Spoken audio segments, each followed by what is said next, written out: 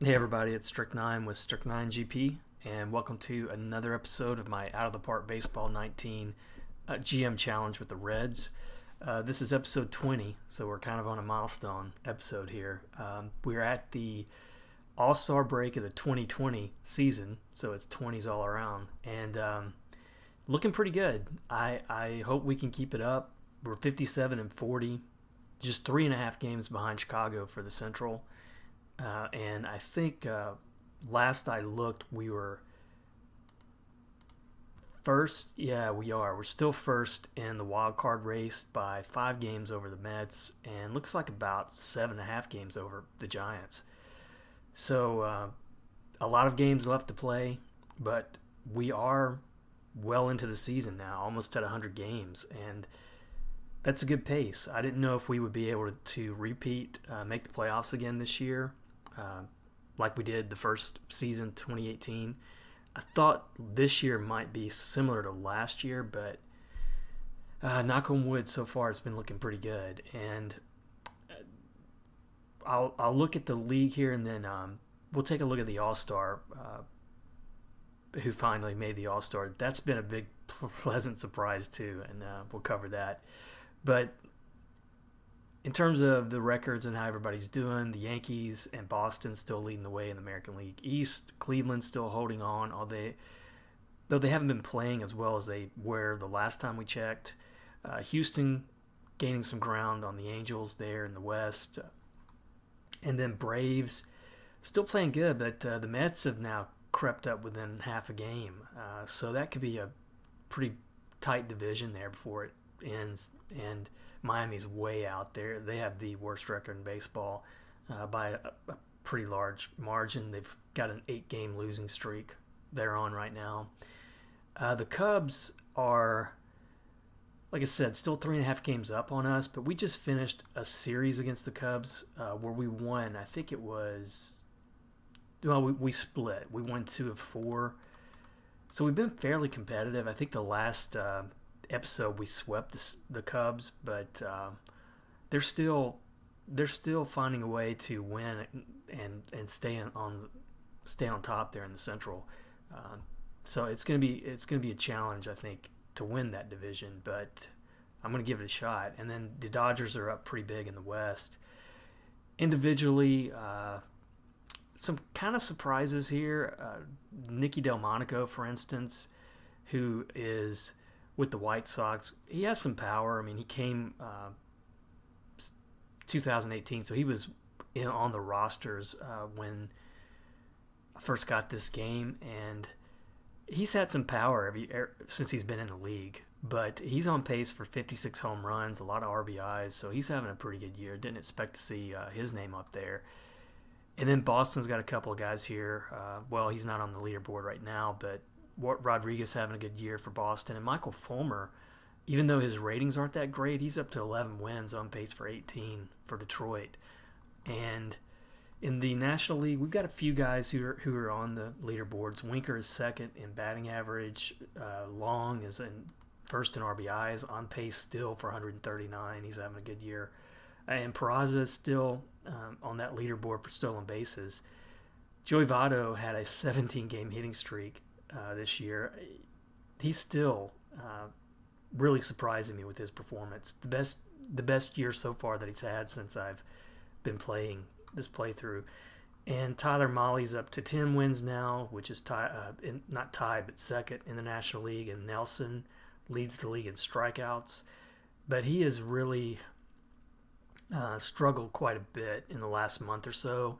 If you look at how he started off the season, he had 6 wins early in April and May. He's only had 2 wins in June and July. So his numbers aren't too bad for this month, but some pretty tough losses for him. So I'll look at individual performance a little bit later, but I wanted to go over the All-Star game. The rosters were finalized the weekend before the Monday where I'm at right now. And this has been one of the better All-Star years I've had on this team. I believe it was 5. Let me see here. Jimmy Nelson made it, starting pitcher. Brad Brock, who was a guy who I may have picked up since the last episode. I can't remember, but had some injuries, had to be proactive still, and made some trades. I traded a little known, for me anyway, it wasn't on my radar, shortstop prospect for him to the Miami Marlins. So he made the playoffs, or excuse me, the All-Star game.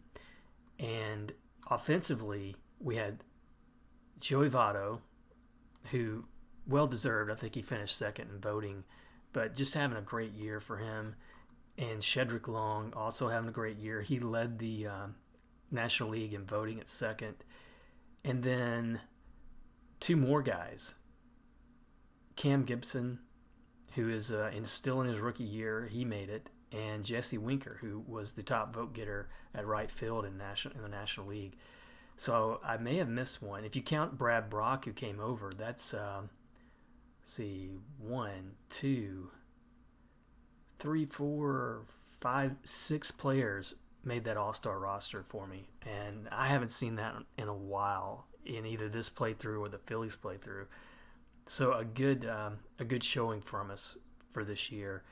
And looking at our team stats, we've struggled in July. We're 8-9. Again, I think it was mainly for injuries. It's still the offense that's holding us up. We're first in a couple categories, several categories: batting average, on base percentage, hits, and top 5, top 3 in several. Pitching, though, is still, I think it's pretty good outside of that bullpen ERA, which is 7th, and home runs allowed, which is 7th. We're top 5 in a lot of categories. So in terms of the balance, I think balance-wise, we're playing better than we've played since I started this series. But it's just been a matter of staying on top of those injuries. I think I had a few more since the last episode. I know we lost Jimmy Herget. Looks like we're going to lose him for the season. We lost Ohanian, who was somebody I called up from the minors, and he was actually doing okay. But then we lost Tanner Rainey, who was somebody I think I'd even started talking about on that last episode, that if he would just start developing a little bit more, get his control up, this guy could be a dominant relief pitcher, maybe even a closer. And he got injured, and he's going to be gone for the rest of the year. So he won't be back until next season. And then a big offensive injury, which this explains, I think, the month that we're having. Nick Senzel went out. I think he went out for 5 weeks, and he was really playing well. For the month of June, he had 346, 4 home runs, 16 RBIs, 27 runs. He was struggling a little bit in July, but he only played 4 games when he got injured. And he's going to be down now for, 3 more weeks. So what I've had to do, if I look at the pitching staff first, and I'll look at the stats here too. I mentioned Tyler Mahle with those 10 wins. His ERA has really fluctuated, though. He's up to 4.41. But Gesellman, surprisingly, has pitched really well in that 5th spot. He was, believe it or not, for the month of June, he was the National League Pitcher of the Month, and definitely deserved it. 6 starts, 6 wins, 2.17 ERA, 37 strikeouts in 37 1/3 innings, and a whip of .88. July hasn't been as good for him, but that June was really sharp. And Mikolas, the guy that I picked up in trade, traded another prospect, I believe, Jeff Davis, who is actually pitching for Seattle and doing pretty well in the majors. He hasn't done all that great for me. 5 starts, 2 wins, 5.04 ERA, but I think his last couple starts have been really good. 7 innings, 2 runs but no earned, and then 8 1/3, just 3 runs. So he's won his last 2 starts for me. And then Castillo, he's been good at times. 7 wins, not too bad at this point. The bullpen, Chad Green, still holding down that closer role, 19 saves. Pedro Strop was a guy who I think, I can't remember. I may have traded for him since that last episode. I traded another prospect from the minors, Alfredo Ramos, who not sure why they wanted him, but I was able to get him. And so Brad Hand, who is pitching a little bit better as well lately. So if you look at it, since the season started, I picked up Nicholas, Brock, Brad Hand, and Strope all in trades, and I'm hoping that's gonna be enough. In terms of the lineup, that was a big blow losing Senzel, and what Girardi decided to do is basically put Hernandez, who's been playing great off the bench. He's been starting in place of Senzel at third, and for the most part, I think he's doing okay for July. And 14 starts, he's got a 283 batting average. He's not doing too good, but I don't expect that to hold out long term. Just haven't been able to pick up a good. I really need another good middle infielder to replace Blandino, and Dahl was a guy that I just called up from the minors just because of that Senzel injury. I knew I needed somebody to back up, and he was doing really well at Louisville. He's just probably overmatched right now in the majors. And I think that's all I was going to talk. Oh, yeah, Albert Amora. I wanted to highlight him too. He has some good offensive ratings. His eye is not that great, so he's not going to get a lot of walks. And his defense is really solid. And I think for the most part, he started playing a little bit. No, I have to take that back. He's still struggling. And I thought he had picked it up a little bit, but it doesn't look like it. He's still hitting 211 since he's joined us. So I'm not sure how to get him on track.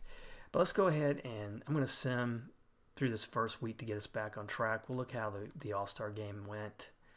Hopefully we'll have some players make a difference in it because we had so much.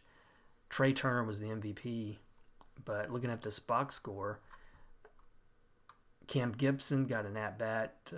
Looks like he struck out. Votto was 1 for 3. He also had a strikeout.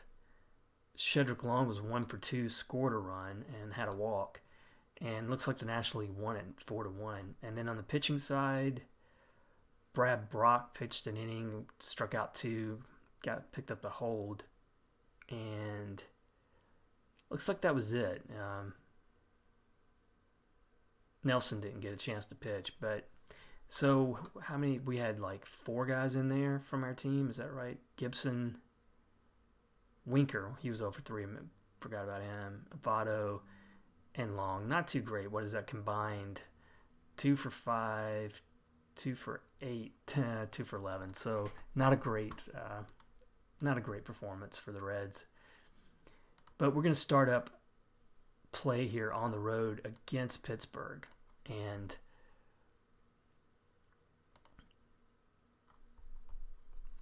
before I do that though, I want to check out how I'm looking on the disabled list.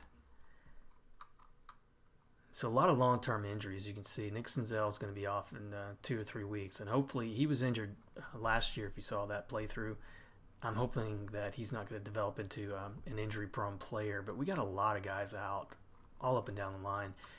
Both of these playthroughs that I'm running right now, Phillies in 2034 and Reds 2020. The injuries have just been off the chart. Probably combined, I know it's probably the worst season I've had, but it's a scramble, and I've tried to be proactive. I want to keep on top of it. And one of the things I've got going on is Hamels, who is in Louisville right now. He's had a couple of starts. I'm going to give him one more start, and then I've got to decide what I want to do, because I feel like Mikolas is starting to pitch okay. I think his numbers right now are on par with Hamels. Because I picked up, Brad Hand. I got that lefty that I needed in the bullpen. So when he comes off, I don't know what I'm going to do. And it might be trading one of these guys. If I can get some middle infield help, it might be worth doing. Because right now, I'm just really struggling. Taylor Trammell is also been injured quite a bit this year. And I think I'm just going to ride him through until September and call him up then and not worry about having to make too many roster moves. I think he would benefit from some time at AAA. He did have a good year at Pensacola last year for the most part, but I just don't have a place to put him, and I don't want to bring him up right now to sit on the bench behind Gibson. And I don't think he's rated high enough. Nah, he wouldn't play center, surely. All right, so check the waiver wire. Nothing there. And then player trade. Look at that trading block. That's I've been pretty active with it this year. So a big pitcher here, James Paxton, is on the trading block, and he's a free agent after this year. But he's had 4 solid years in a row here. He would be a good pickup down the stretch. But I'm really needing some infield help, and I've got a couple of first basemen, Matt Duffy, Andrelton Simmons. Man,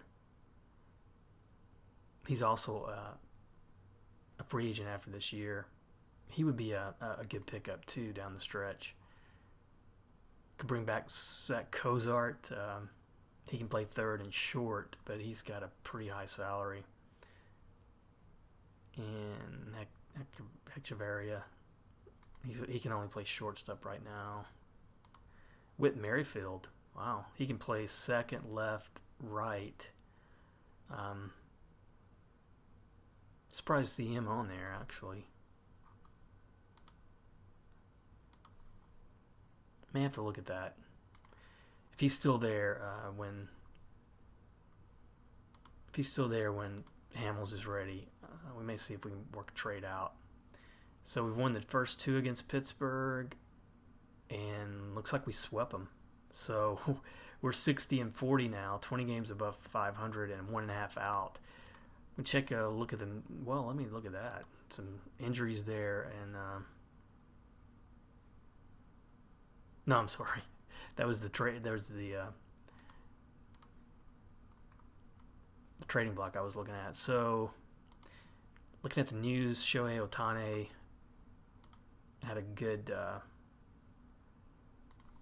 game there, 5 hits. Molina is going to retire. Wow. How does he finish up in this playthrough? Didn't quite get to 2,000 hits. And Pirates, Blue Jays, Wally Peralta. Now Cam Gibson is out, but it was just, I guess, a day injury. Good Lord. We cannot afford any more injuries. So Manny Machado, who's with the Angels, was the Player of the Week in the American League. Travis Shaw with Milwaukee was Player of the Week in the National League. Joey Votto, second in the league behind, and this is both leagues, American League and National League, behind Bryce Harper in on-base percentage. That's pretty good. Weekly team power rankings were second.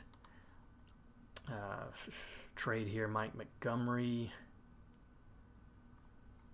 traded from Arizona. Orioles Astros, Reese McGuire traded. Pretty decent looking catcher. Offensively, he would be a boost over Tucker Barnhart for me. And then Arizona, Kansas City made some trades. Let's look at the series here with Pittsburgh. Great pitching, I can already tell. Won the first one 3-2. This was on the road. And here's Peraza, another great game from him. His average is up to 291. He's been really solid offensively. I like what I'm seeing from him. I mean, he's doesn't give you a lot of on base. He's not going to be on base a lot, but when he does, he's got some speed. He's scoring a lot of runs. Kike Hernandez still playing pretty good in place of Senzel. Nelson, a good game, but he didn't get the decision. Green picked up his 20th save. Strop and Hand both look good in relief. Second game we won 7-2. Went with the rookie at short there. Colton Dahl, I guess is how you say that. Winker was 2 for 4 with 3 RBIs. Hernandez 3 for 3. Molly did not Looks like this was a rain-shortened game, so went 5 1/3, but Molly pitched okay but didn't get the win. And then 5-2 in that last game. Votto, did he have a home run in this one? Yep, he had his 18th home run. Almora had a home run, looks like. And Shedrick Long, another home run. And Castillo picked up the win. A good game from him. Got his ERA down below 4. I'm going to check out that waiver wire before I do anything. And then let's go ahead and look and see if... I'm going to see if Cole Hamels did get his 3rd start. He did, and he's looked really good since he's been in there.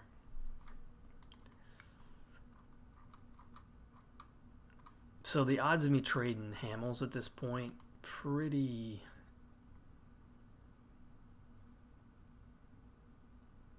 I'd say pretty slim because of his contract.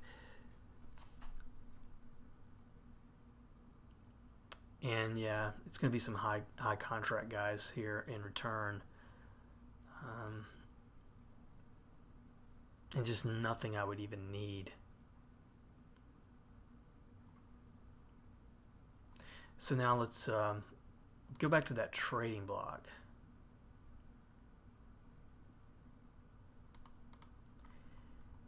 And looking at, I'm just looking at a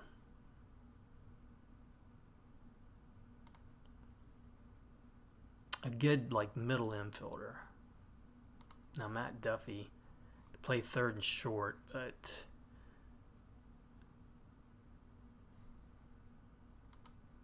two and a half star player.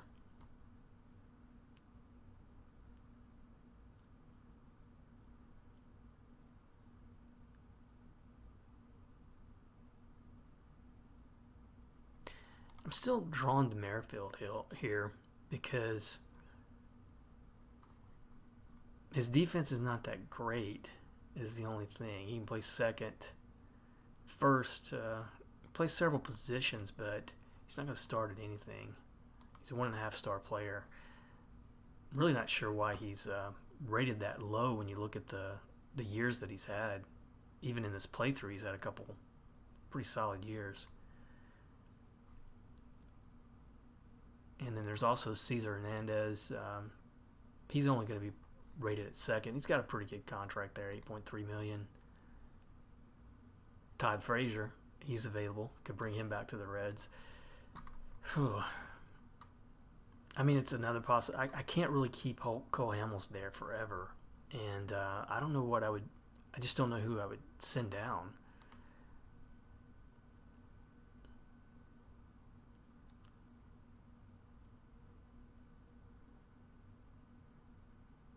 I mean, the bullpen is looking good right now. Except for maybe Alcantara. And he's a young guy who I think is going to keep developing. So I don't want to ruin his development right now. It might just come down to Mikolas. I mean, I wonder if I trade him away, what am I going to get? The dilemma is going with Hamels, I know I'm running the risk as much as he's been injured for me. I'm running a risk, I think, trading away Mikolas, and I mean, once that trading deadline's gone, I mean, it's going to be really hard to pick up anybody else.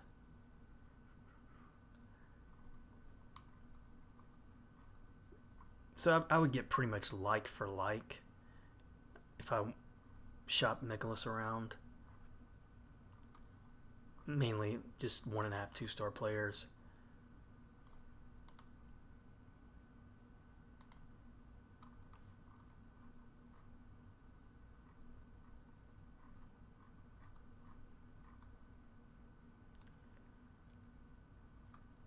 San Diego's really regretting that Hosmer situation, I guess.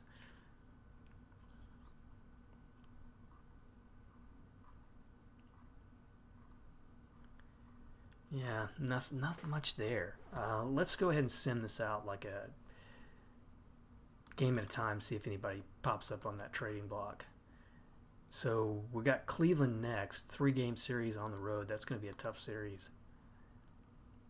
And see, first game. Oh, they're running that trading offer again. So we lose big, 8-10.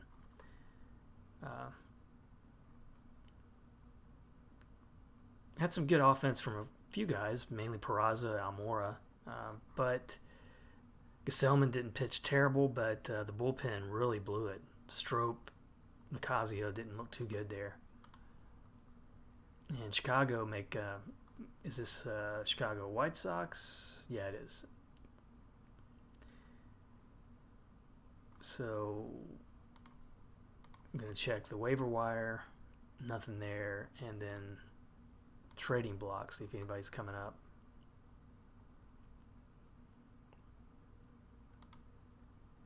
Which I'm not expecting to see a whole lot here, but it's probably going to be the same people.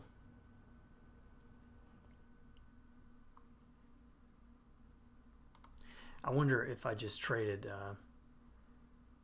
for Whit Merrifield, what they would take. I mean, I could probably easily throw some of these guys out there, like McElroy, who hasn't looked too bad and places in the minors, but I don't know why you would even want this guy.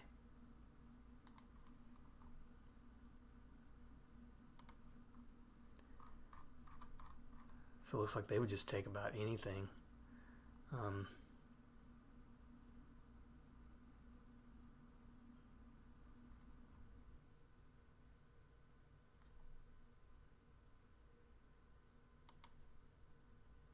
How about Trahan? No, he's probably going to be needed.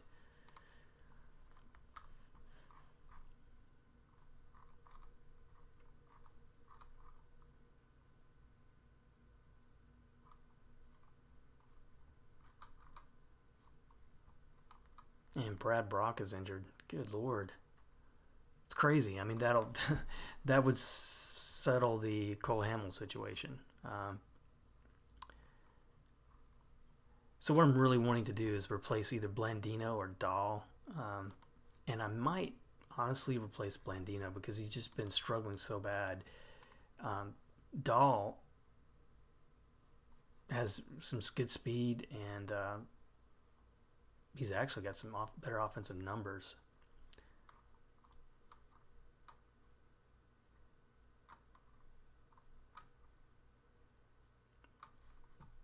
And I have nothing in the minors that would really make a difference right now. So let's play one more game here. And we win 6-1, big win.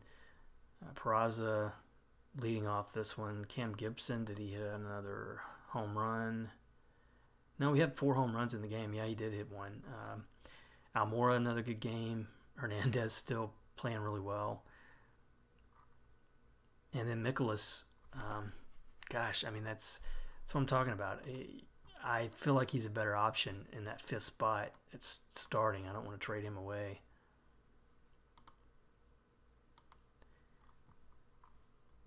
So one more game.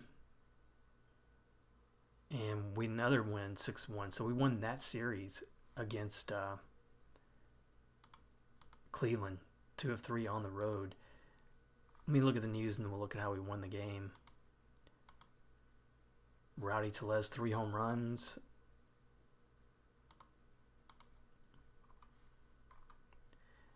I'm not seeing a whole lot of big names in the trades this year.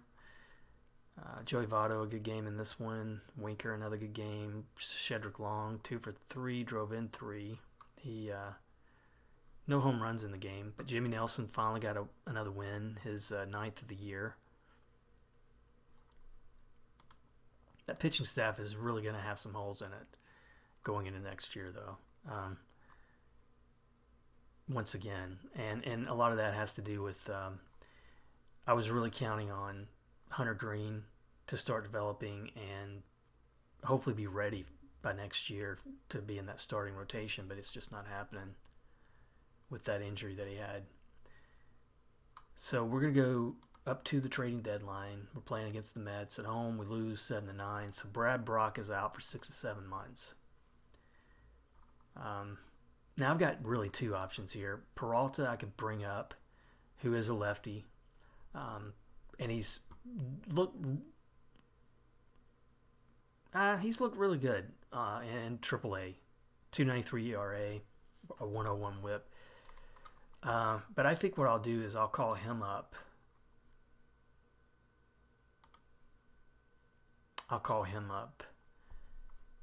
In the September, and we're at July. We're at August now, so that's not going to be too long of a wait. I'm wondering if I move him to reliever. Yeah, it makes him a 3-star, but I'm going to put him.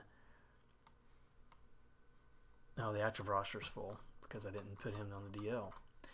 So I'm going to put Brad Brock on that disabled list, and he's going to be out 60 days. And I wonder what kind of contract he is, because he's a free agent after this year. Yeah, I would think he's going to be a free agent.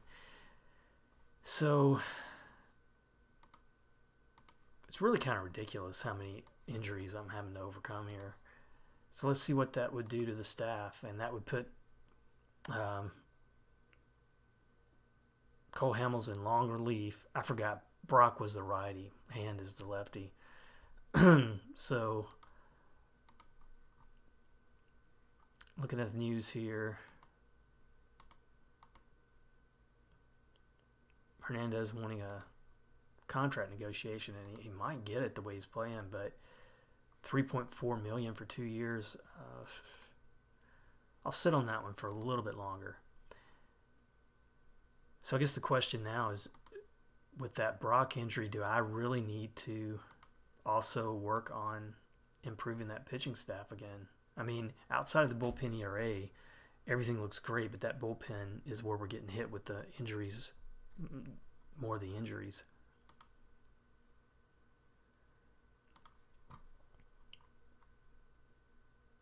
And I've got to depend on these guys. And outside chance, if I need some help, I've got Peralta, maybe Weiss, although I don't like his movement. He might still be okay in a September call-up, or if I get another injury. And looking at the disabled list right now, Senzel's still out for 1 to 2 more weeks. When he comes up, what I'll probably do is send Blandino down. I'm going to look at the waiver wire one more time, and nothing there. And just look at all the infielders available. So now we got Jose Abreu, or was he on there? I think he may have been on there. So it's the same guys. Simmons, with the way Peraza's playing, I don't think I need to shake that up. I just want to back up, and the only thing that gets me about Merrifield, as I've been talking, is he's only really rated strongly in terms of position ratings at second. So he's not going to give me that great backup at third or short, and that's what I need.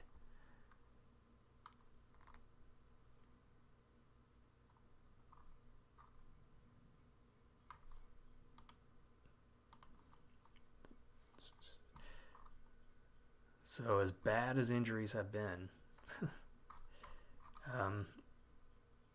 I think I'm just going to ride it out. I mean, I've been making trades all season. It's not like I haven't been active on that trading block and trying to keep the team going, but I just think I can go with what I have right now and hope that we squeak it out. Because if Senzel comes back, I think that'll help us, and we'll have some September call-ups that'll help us too. That's what I'm going to do. So let's finish out this series with New York. We're on Friday. And we won the next one 2-0, and we got the player development coming up. Let me look at the game first. So Peraza 2 for 4 continues to hit great. Gibson 1 for 3 drove in both the runs for us. And then Castillo, another solid game. Just picked up his 9th win. Green, his 22nd save. But Castillo, I think, has developed into a pretty decent mid-rotation starter for me. So I'm going to look at the rest of the news. We got the batters of the month, Polanco for Minnesota, and National League Ryder Jones for Washington. Blake Snell was the pitcher of the month in the American League. And look at this. For the second month in a row, we had the National League pitcher of the month, and it went to Castillo. He was 5-1 in 6 starts, 2.18 ERA. He has won that award before. I think he won it either. I think it was the end of the 2018 season when we were going into the playoffs. He won it in like August or September. Rookies of the month, it's going to go to Lara and Cam Gibson for Cincinnati. So a good month there. I feel like I think we came back and started playing quite a bit better. Yeah, we were at 14-11. I think we were 7-9 when I started the playthrough. But now I want to look at player development. That's something I don't think I've looked at too much in these series. So just looking at who's made the biggest moves and decreases. So Tanner Rainey, unfortunately, he has a drop. Could be related to that injury. Ohanian went up a little bit in a couple of ratings. Miles Mikolas improved his stamina, and Cole Hamels dropped quite a bit. Expected that to happen. Romine, but hey, Barnhart improved his contact, which is really good. We already know his defense is there. He just struggles so much against lefties. And then Senzel improved in his contact, went to 19. I rating dropped a little bit, but defensive rating went up. He's now 4.5 potential with a 4 overall. So he's really settling in, I think, to where he needs to be. He just needs to stay healthy. Hernandez improved some defensive ratings. Lost a little bit of contact, though. Cam Gibson, his contact rating dropped, unfortunately, but he's still 3.5 star potential player. Friedel picked up some things. Owens, who's been pretty much on the DL almost the whole year. And Zach Weiss, another guy I was talking about moving up, he lost some ratings, so that would be probably a no-go at this point. But we got Kyle Crockett at Louisville, who improved in a few things. Control, potential movement, control, and stuff ratings went up. Taylor Trammell made some big jumps here, it looks like. So he's still 2.5 with 3 potential, but if you look at what he improved in from my scout, his contact went up, his potential contact went up, his power rating went up, eye rating dropped, speed rating dropped, but his defense improved a little bit too, so that's pretty good. And then if there's anybody else, Hunter Green. So his stuff improved, but potential dropped in a couple categories, so not too good there. Shortstop moved up a little bit.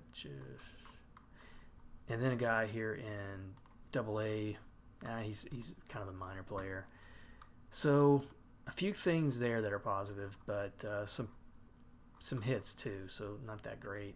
And if I look at the roster, see, usually when the month starts, sometimes you'll see your scouting reports come in, and you'll see a drop in some of your ratings. So it looks like that pitching staff is still 2.5, 3 stars, top to bottom. Lorenzen's now 2.5. I think he was 3 at one point. And then Votto, his ratings still on that downward trend. Even though his numbers are good this year, he's definitely going down. Shedrick Long's still 4 stars. And Winker, looks like his contact may have gone down, but he's still got some good offensive numbers there. Defense is a struggle. And then AAA, Got Peralta still the same. Looks like Iglesias, no, he didn't improve his control. And then big one, Taylor Trammell, who I will, unless there's some injuries, I will call him up in September. And might make a few moves too before the end of the year. Some of these guys who are playing really well. Jeter Downs, probably wait till after this season to call him up. And then a few guys here in the Pioneer League that might be ready to go. Let's go ahead though, and we got 2 more games against New York. Let's finish those out. This next game, big loss, 5-0. Not much in offense there. 2 hits, so Syndergaard, no wonder. Gesellman pitched a good game against his old team. Nicasio looked bad in relief. So let's see if we can at least split this series, and we don't. 5-6.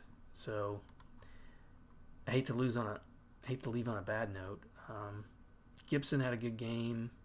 Stevenson coming off the bench had a good game, and then Peraza, a big pinch hit, but Mikolas not so good, and Green actually lost it in relief. So let's look at the news now. Polanco on a 25-game hitting streak.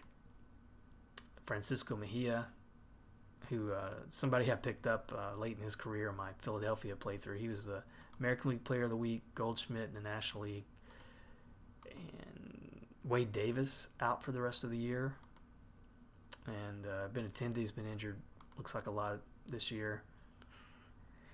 And then power rankings, we moved down to 5th. But standings-wise, we are still hanging on to that wild card. And we're just, Chicago's hit a slide there. We're just a half game behind Chicago for the Central. Pretty comfortable though. I mean, we're up 5 on the Mets, but 8 on the Cardinals. So, knock on wood, we're in a pretty good place with 2 months left for that wild card. Just looking at some of the records here, or the standings, see if anything's really flipped. I don't think so.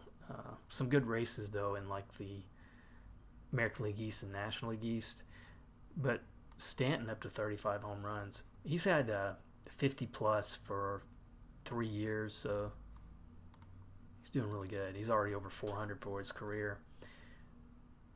So I'm going to go ahead. Didn't get to sim through a lot of games, but I just wanted to kind of set us up for the rest of the year, and hopefully no more injuries. That's going to be the big factor in terms of how we're going to finish off the year.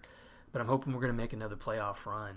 And what I'll do is offline, I'll sim ahead till that last episode of the season, I like to come back with maybe 20 games left. So I'll come back when we've got around 20 games left, see how we're doing. Hopefully we can hang on to our spot, maybe even overtake Chicago. That would be great. But until then, I'll see you next episode. As always, thanks for watching, subscribing, listening, liking, and I'll see you next episode.